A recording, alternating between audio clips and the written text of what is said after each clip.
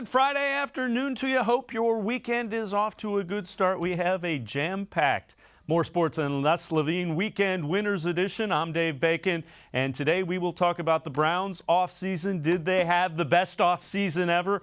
We'll head out to Pittsburgh, get some insight from a Steelers beat reporter, see how Pittsburgh views the Browns.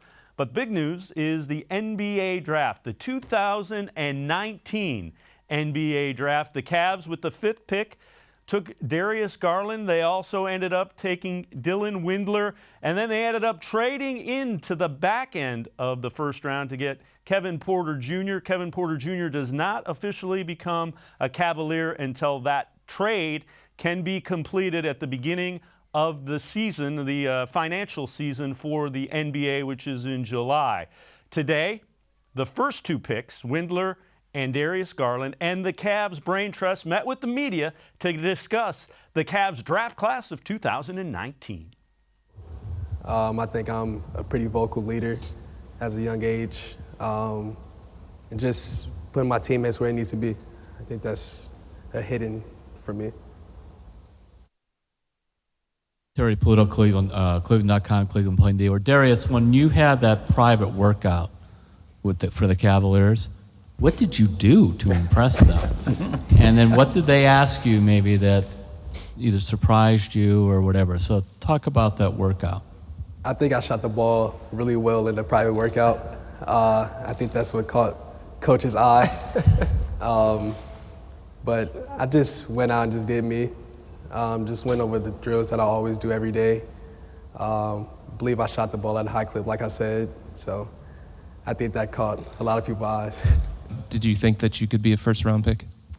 Yeah, I definitely thought I could be. I didn't want to set too many expectations because, you kind of get caught up on, numbers and this and that and where you think you're going to get picked, and sometimes you can get let down. So I kind of just went into it with open mind and knowing that, a year ago from today, if I thought I would be even close to being in this situation, that I would be, more than happy with that. So I kind of just went in with that mindset and just was going to be happy with whatever happened. Coach Beilein, you like the 2-guard system. Could you touch on the prospect of having both Darius and Colin in your backcourt? Yeah, we talked about that a lot. It's a great question because it is truly a 2-guard front, and it opens the floor so much for everyone because you can put people in the corners. So he's sort of like a corner guy. He's sort of like the guys out front. The court's open. And it really allows the guards to have so much more freedom. And if you have 2 of them, and that's the traditional way it is. Whether it was, back at Michigan, Trey Burke and Tim Hardaway back there, or Karis LeVert and Derek Walton, it was just sort of this open court that allowed them to really have a lot of freedom. At the same time, they got to be very, great teammates that see each other, can score for their own, but also find the open shooters.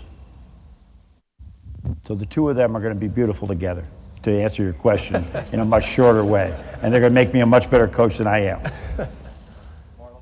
Marla Ridenour, Akron Beacon Journal. Coach, how does that, and Darius, maybe you could answer that when he's done, but how long does it take to develop the kind of symbiosis, I guess, or something that you need for that kind of system? Can it happen the first year? Yeah, I don't think the type of young men they both are. We talked with Colin this when this became a possibility, and he was all in favor of it as well. And then we told when we went to visit Darius last week, and we spoke with him about him, and he was like, you just look what Portland's done with those terrific guards, and it's worked very well. I don't think it's going to take very long at all. Dylan, we talked about you guys both being in Nashville. What was it like putting kind of Belmont on your shoulders? First tourney appearance, first tourney win. You were the biggest, obviously the best player in a mid-major. What's it like making that transition from now to the pros? Yeah, it's been a pretty smooth transition. Obviously, it's a bit different coming from Belmont. Obviously, coming to the pros, but being able to lead Belmont, such a great program, and being able to play alongside for Coach Bird and help him get those wins in the tournament, and ultimately just represent Belmont and all mid-majors everywhere is definitely an honor. Dylan, I wanted to ask you what your range is like off the golf tee. I actually played with Coach Bird yesterday morning to try to just go out and ease the nerves a little bit and have some fun. And I hit one 350 off the tee, so that is their answer. Hey, and playing at a school like Belmont, I mean, the OVC had a really nice year this year. Was there a worry that you'd be overlooked, or were you pretty confident that, as long as you played your game, the NBA was going to find you? Yeah, I wasn't too, caught up or worried on, whether I was going to get picked or not, things like that. I was just trying to, focus on myself and just help, Belmont be the best it can be, and ultimately, try to lead them in the NCAA tournament, which we did, and just try to become the best player I can be. And if that, helps me end up, playing in the NBA and, get picked in the NBA draft, then that comes with it. But I was just trying to focus on myself and get better and try to be the best player that I could be. To only play 4 games in college, I know you went to Vandy because of Coach Drew and things like that. How tough was that to have to sit out? And what did you learn about yourself while sitting out and waiting to play basketball for so long? It was really challenging for me. This is the first time I've ever been away from the game that I really love. So it was really hard. But, everyone faces adversity. I got over the hump, and, that's in the past now. I'm ready to get going in Cleveland. Named Joe Varden from The Athletic. I spoke with Coach Drew a little bit last night, and he was saying that among the many things that you've done development-wise, he said you played with pros over the summer in Tennessee, and he named, I think, Robert Covington maybe as one. Can you tell us a little bit about those games, who was there, and just sort of what you got out of them, and maybe how that helped you turn into the player that you are right now? Just having that challenge against pros, it's a lot of talent around in Nashville, as you can see.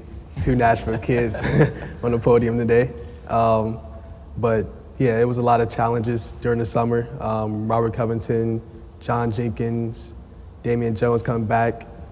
And we just had some pickup games and just played really hard and competed against each other.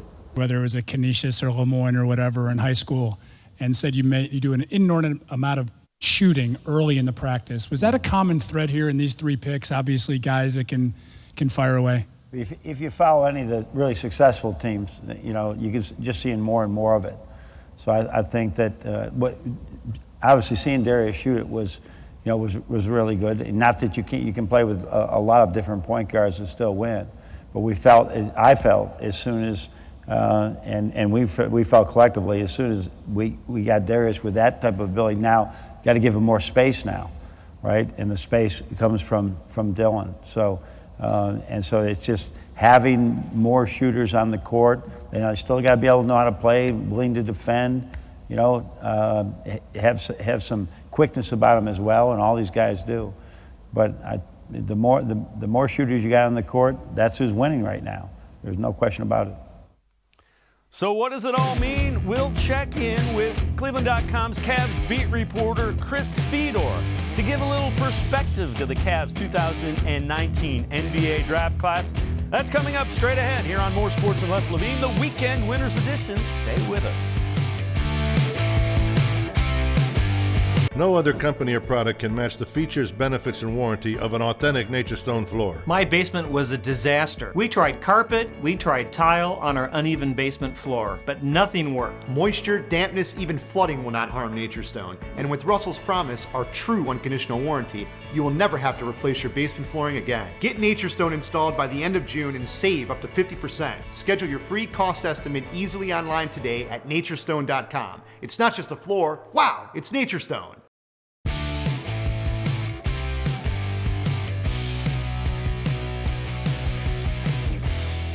Welcome back to More Sports and Less Levine, the Weekend Winners Edition. I'm Dave Bacon. We've heard from the 2 of the 3 first-round picks the Cavs made in the NBA draft. Time to put a little perspective into what these drafts mean, what the team might look like. And to do that, we welcome in Cleveland.com's Cavs beat reporter Chris Fedor. Chris, when you look at it, the 3 guys they took, Michael Porter Jr. won't become official until the physicals are passed and the trade becomes official. What do you take away, though, from what the Cavs went out and did in the NBA draft yesterday? So I have a few takeaways. I think first and foremost, Dave, it reaffirms Kobe Altman and this front office. They are a group of risk takers.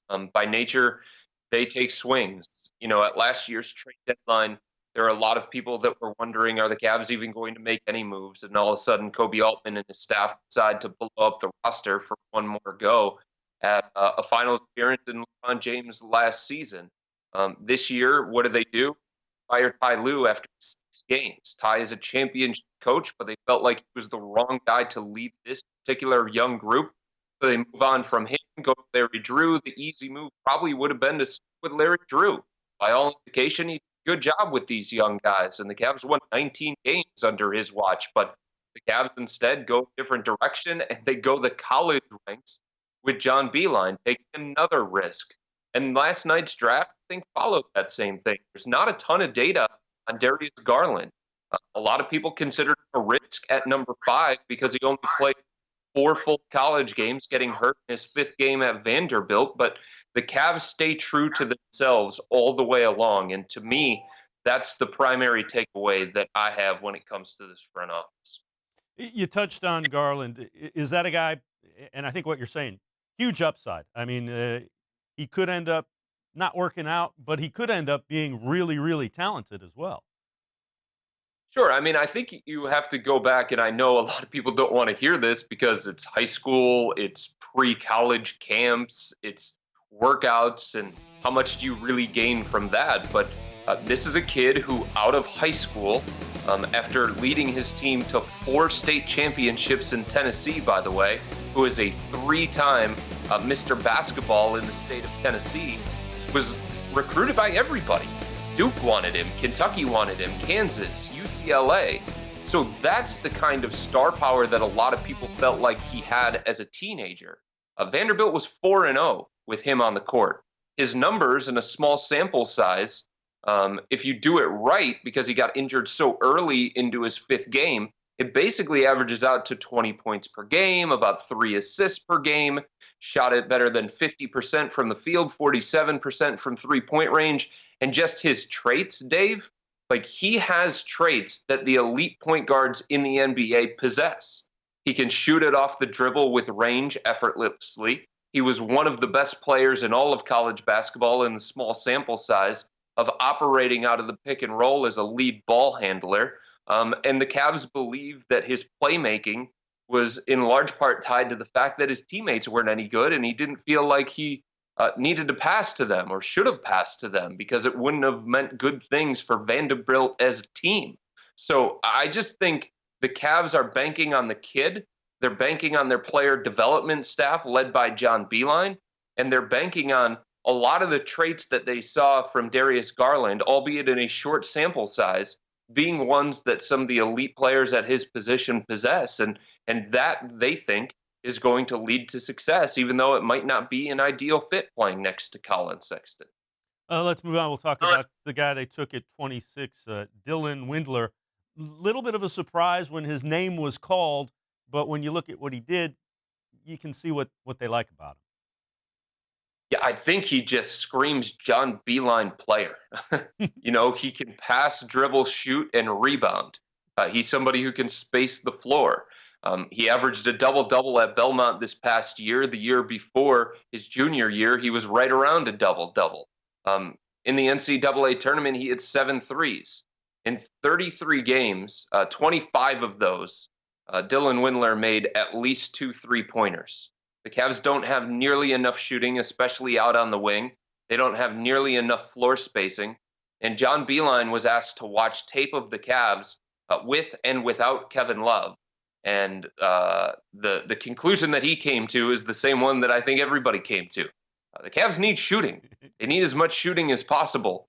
And the Cavs went out and identified Dylan-Windler with that specific trait in mind.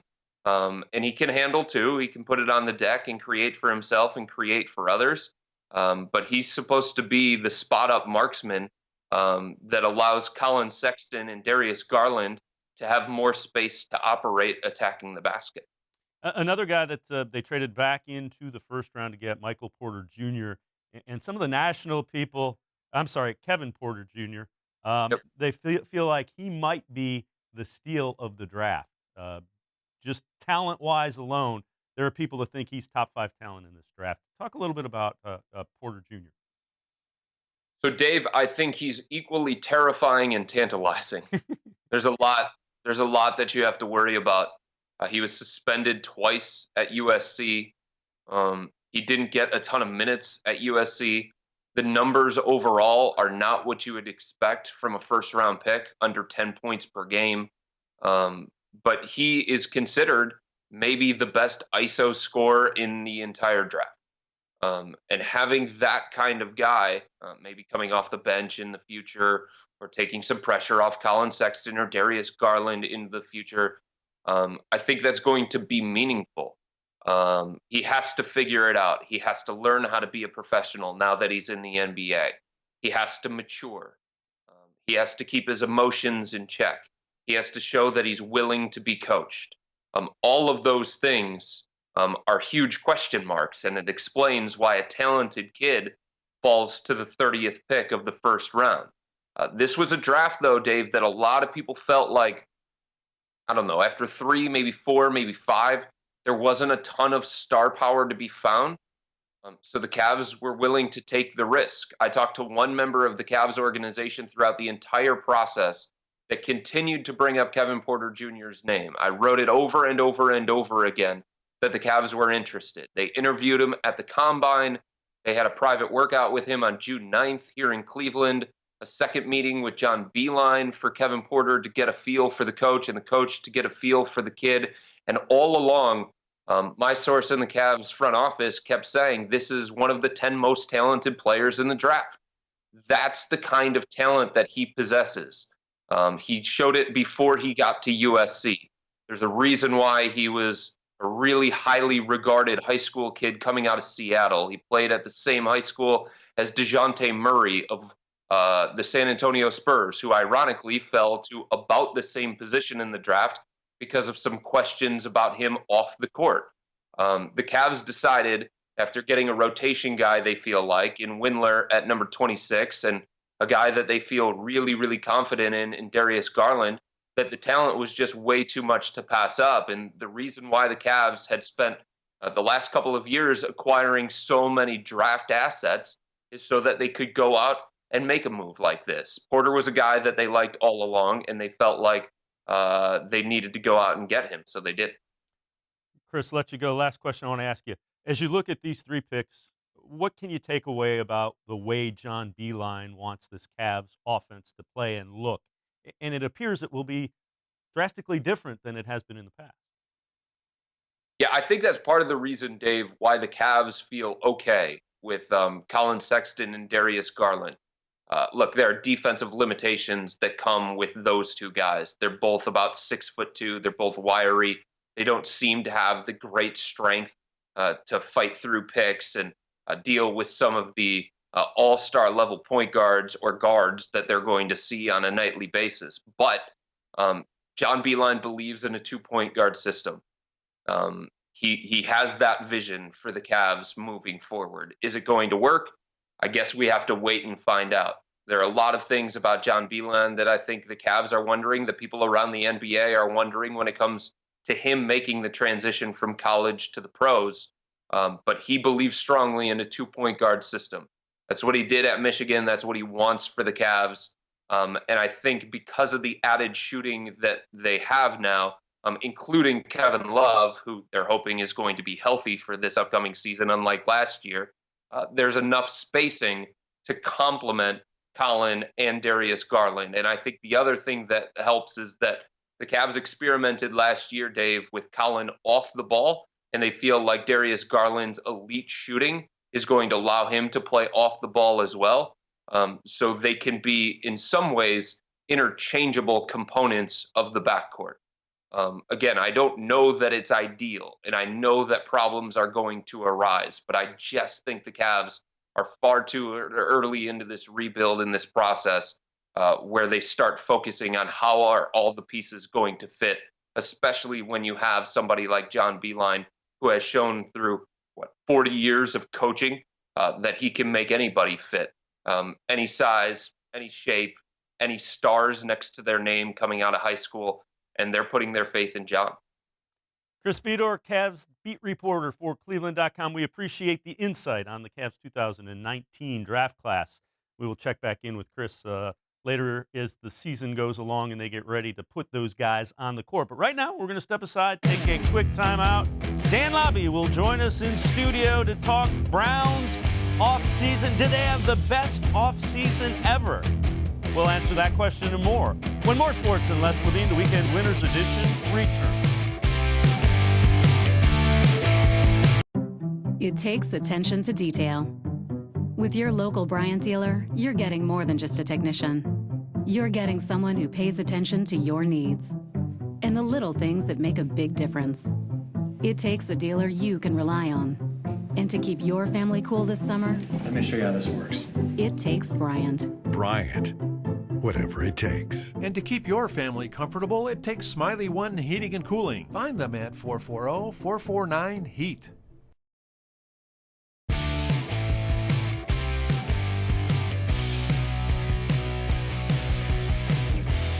Welcome back to More Sports and Less Levine, the Weekend Winners Edition. I'm Dave Bacon.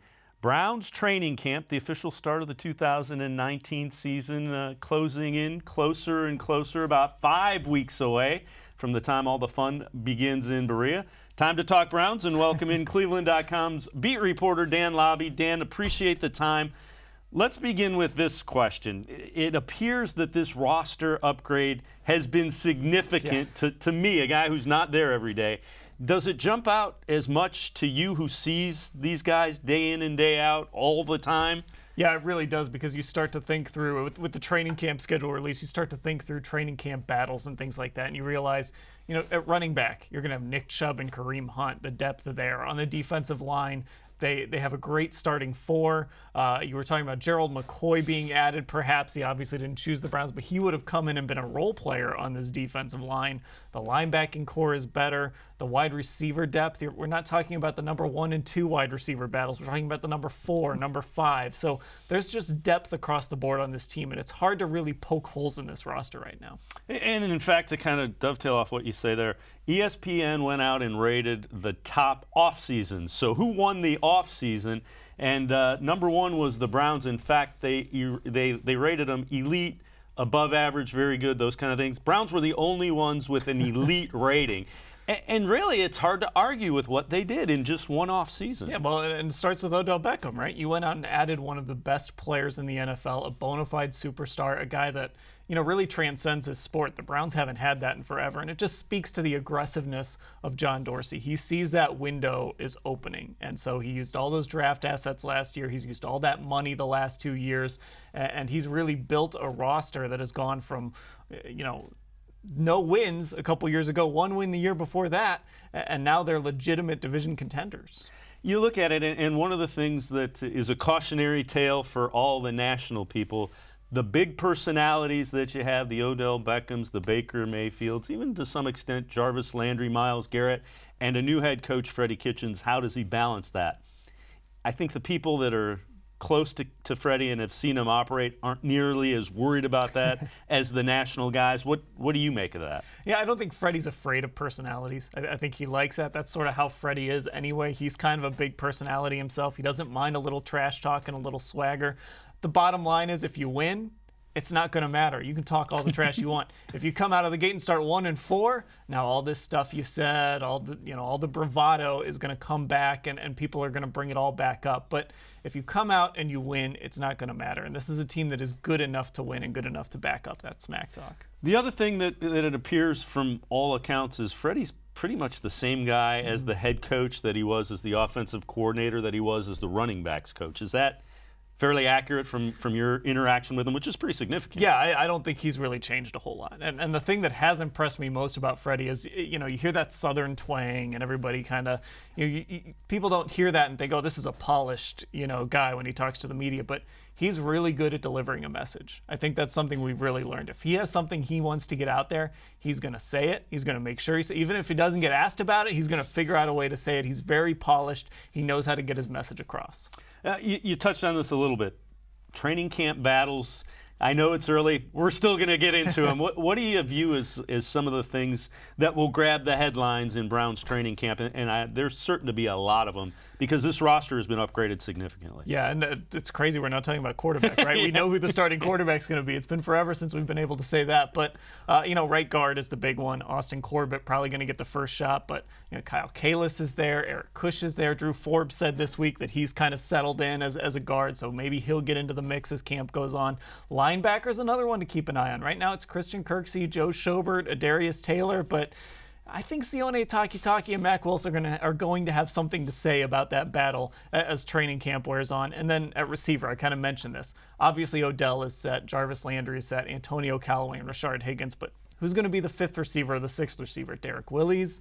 There's Dorian Baker is a guy that could maybe make a run there. Ishmael Hyman had a really nice spring. So who's going to make plays at those positions and be those extra wide receivers? We had the opportunity to hear from the rookies. They were out at a youth camp. Is there anybody that you see, and I think you touched on a little bit with those linebackers, anybody that could potentially jump in there and grab a starting spot? Yeah, I mean, the linebackers are really where you start. And the thing is, Greedy Williams has really had a quick ascent. He's working with the ones now, too. But the linebackers are really what you want to keep an eye on. And I mentioned Drew Forbes, too. I am curious. When the pads go on, if he's really good, the Browns have sort of wanted to slow play it with him. But the bottom line is this is the NFL. So you can't really slow play it with guys. If he's really good and is better than Austin Corbett and is better than these other guys, maybe they give him a shot at guard. I don't think we're quite there yet, but you just never know when those pads go on. Is there anybody of the rookies that you're really anxious to see in the pads in a setting? The linebackers. Yeah, I mean, we keep talking about the linebackers. I hate to go back to them again, but that's really it because Sione Takitaki is known for playing.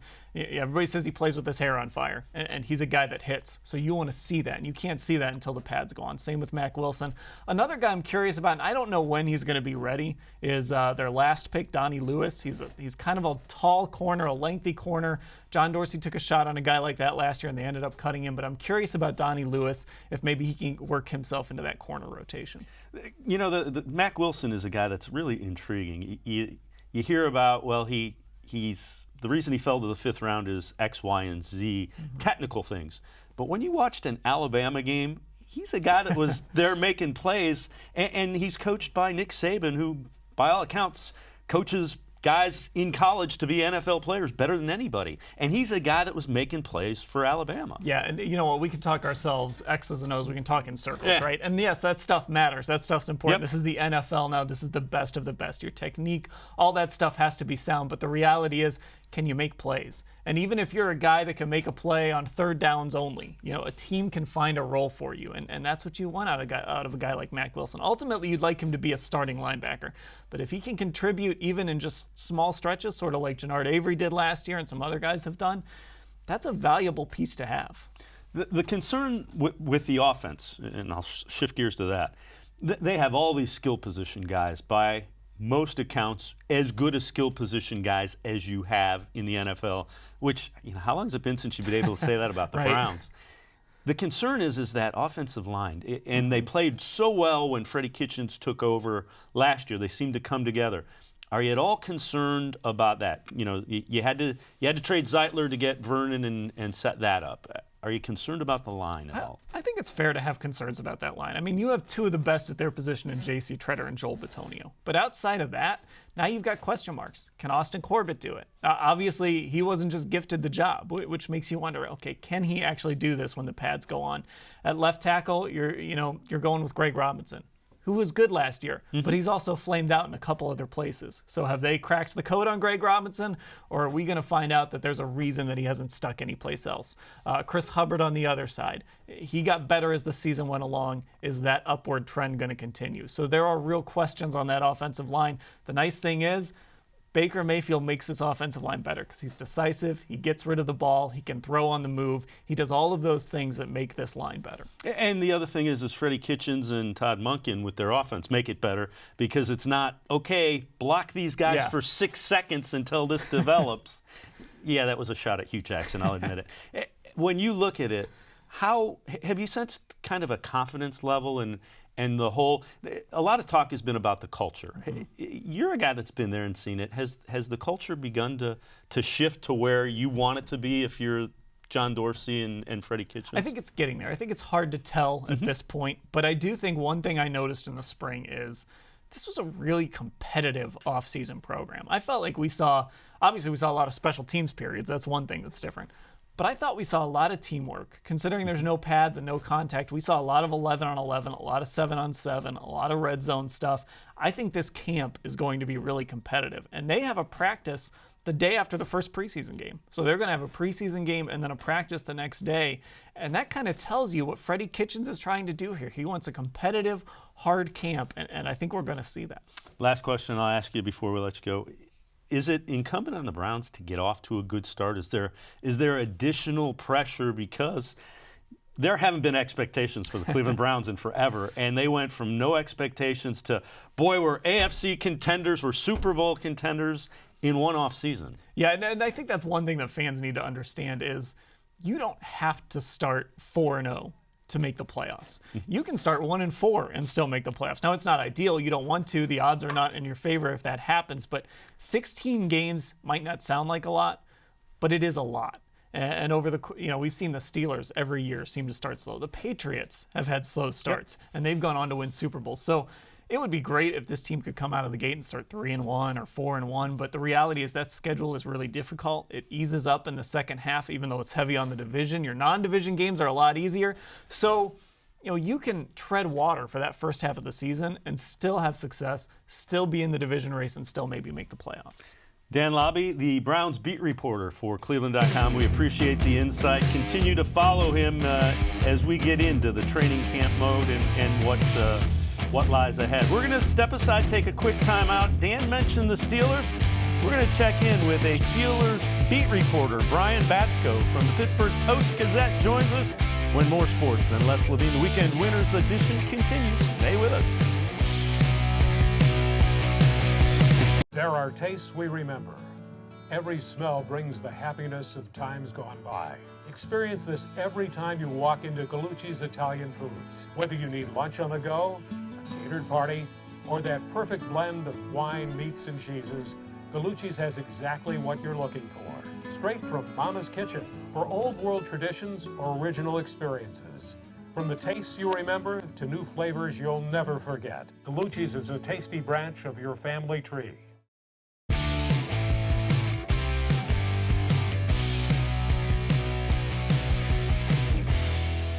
Welcome back to more sports and less Levine, the Weekend Winners edition. We've talked some Browns. Now we're going to shift gears a little bit to the team that has really dominated the Browns in the AFC North, at least, the Pittsburgh-Steelers. Let's welcome in Steelers beat reporter for the Pittsburgh Post-Gazette, Brian Batko. Brian, appreciate the time very much. Let's start with something you wrote on Father's Day about a local guy, Justin-Layne, went to Benedictine High School here in Michigan State. And his dad, who was a lifelong Browns fan. Take us through the story you wrote on Father's Day about the Lanes and their allegiances now.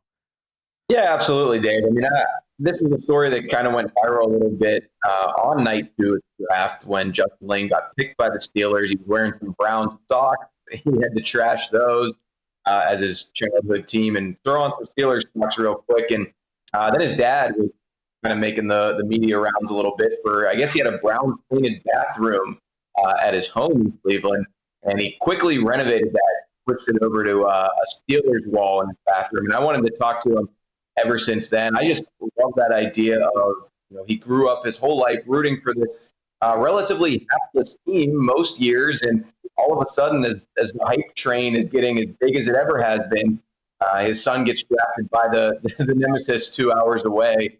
And he basically goes all in, jumps in with 2 feet, and now all of a sudden he's riding with the Pittsburgh Steelers, and I bet he never thought that would have happened.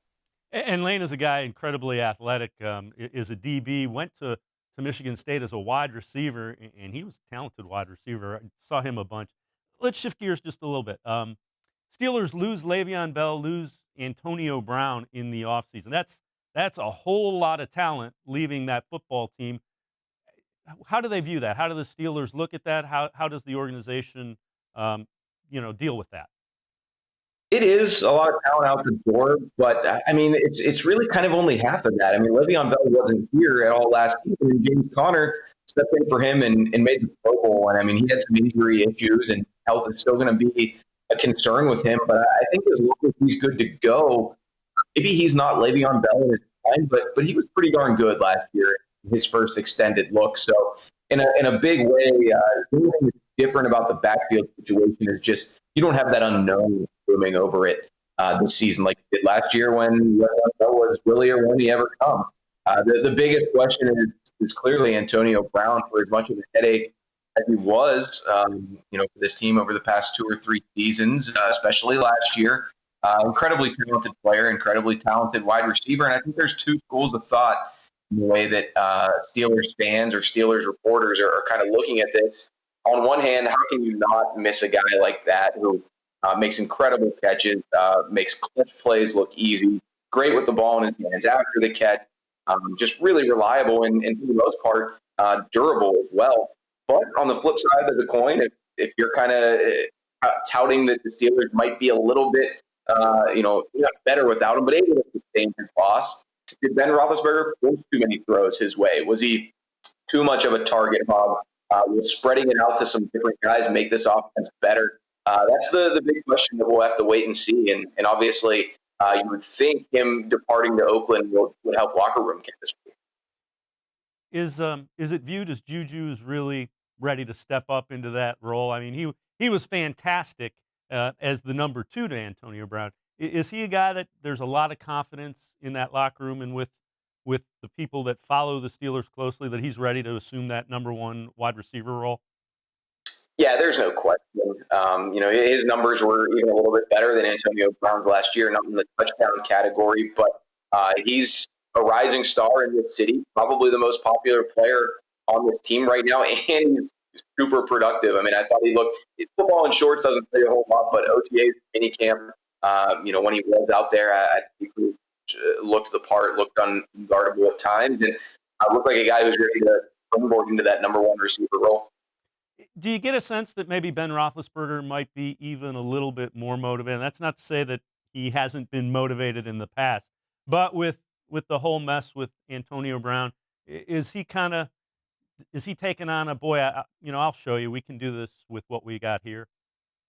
Not really. I mean, I don't think that he would ever sort of wade into those waters and kind of put it that way. I mean, he's motivated by winning another Super Bowl for sure. He got a contract extension, right before the draft, so he's here now for a little bit longer, and he can rest assured. Not that anyone really doubted it, but you have to imagine the burning deep inside of him. For as much as he always says that Antonio Brown made him look good and made him a better quarterback, he's going to want to. All the leadership shots that were taken at him throughout the offseason for players or former teammates or whatever, how could you not want to bring along some of these young guys, whether it is Juju Smith-Schuster or whether it's some of your second and third year guys, and basically show that I can make a guy into a good receiver. If you're catching passes from me, you're the one who can be productive. So he's not putting that kind of rhetoric out there really, but you have to imagine that after kind of the beating that he's taken in the media a little bit since the end of the season and since his relationship with Antonio Brown turned sour, he should be basically motivated as ever. What about, and we touched on this, you can't tell a whole lot in shorts and without pads, but who of the new guys that you've brought in is somebody that you're anxious to see in pads and really think can make a contribution to the Steelers? Yeah, I think most intriguing, and it dovetails with what we've been talking about the whole time, Dave, is Dante Moncrief. I mean, he's not a huge name. I mean, if you're a fantasy football fan, maybe you've owned him here and there when he was with the Indianapolis Colts in the second, he was the second or third round pick out of Ole Miss. Last year he was with Jacksonville, played all 16 games, but nothing really special. The Steelers picked him up as a free agent in the offseason. He's not Antonio Brown, we know that, but it seems like he's going to plug in there and probably be that number 2 guy who brings veteran experience going into his 6th year in the league. While he's never put up huge numbers, he hasn't always had a great quarterback throwing him passes. Last year it was Blake Bortles. The year before that it was Jacoby Brissett. So maybe he's a guy who will click with Ben Roethlisberger. Roethlisberger, of course, number 7. Dante Moncrief, number 11. those guys, or at least one, already talking about a little 7-11 connection now that number 84 is out the door. Last thing, and again, we appreciate it. Brian Batko, the Steelers beat reporter from the Pittsburgh Post-Gazette, joining us. What about the perception around Pittsburgh about the changes that the Browns have made? There have been a lot of national things that have touted the moves that the Browns have made in the offseason with the roster upgrade. And have you sensed that at all? Steeler fans still think this is our division. Certainly the players do, I'm gathering. But just what about the perception of the Browns, in the Steel City? Oh, yeah. I mean, I think for the most part, players are reticent to get into that too much. I mean, I think a couple guys have said that we like being the underdogs, but every NFL team and player is going to play that card if no one believes in us. I think the fan base is, I don't know if it's legitimate skepticism or is it a little bit of paranoia? Who knows? But folks aren't really buying into the Browns around here. A lot of fans from the Steelers side are basically saying, we'll believe it when we see it. This franchise always finds a way to screw it up. And now you've got these big personalities coming in here. Odell-Beckham, of course, joining forces with Baker-Mayfield, Jarvis Landry rounding out the super friends there, so to speak. I mean, the drama with the Duke Johnson, contract situation that Baker-Mayfield weighed in on. And was it his place to do so? Was it not? Not for me to say, but Steelers fans were eating that up a little bit, especially ones who were defending Ben Roethlisberger for some of his public comments over the years. So I think a lot of the Steelers fans are pretty dubious and pretty hesitant to crown the Browns, and a lot of them are waiting for the other shoe to drop and for them to say, same old Cleveland, they can't get it done when it counts. Well, you can't, if you're looking at it objectively, it's the franchise that hasn't done it. The 1-32 is, or 1-31 is just 2 years removed, and it wasn't but 7-8 and 1 a year ago. Last question I'll ask you. Devin-Bush, a guy that everybody liked, do you get the sense he's a real deal and can make a difference on that defense? Certainly the way he carries himself is impressive, and I guess he's got reason for that, being a top 10 draft pick. Steelers moved way up in the draft to go get him at number 10. I mean, he is the instant impact guy, the one of two guys in this draft at the inside linebacker spot that they felt they really had to have, and he is undersized, but that's really kind of the only knock on him and maybe the only hole in his game. So you put him, whether it's in that base defense or whether you're playing nickel or a sub package. I mean, they see him as an every down guy, not come off the field like Ryan Shazier was. They never truly found a replacement for him after his really unfortunate injury a couple seasons ago. So I mean, they've been trying to find a speedy sideline to sideline ball hawking inside linebacker since then. They hope Devin-Bush is that guy. Time will tell. Mike Tomlin didn't really want to lavish too much praise on the new guy, albeit a top 10 pick, but certainly, players have been praising him a lot. Fans are really looking forward to see him in that number 55 jersey for the Steelers. And, they never expect a first-round pick to come in and start right away, but if anyone's going to do it, you'd have to think it's Devin-Bush this year for this defense.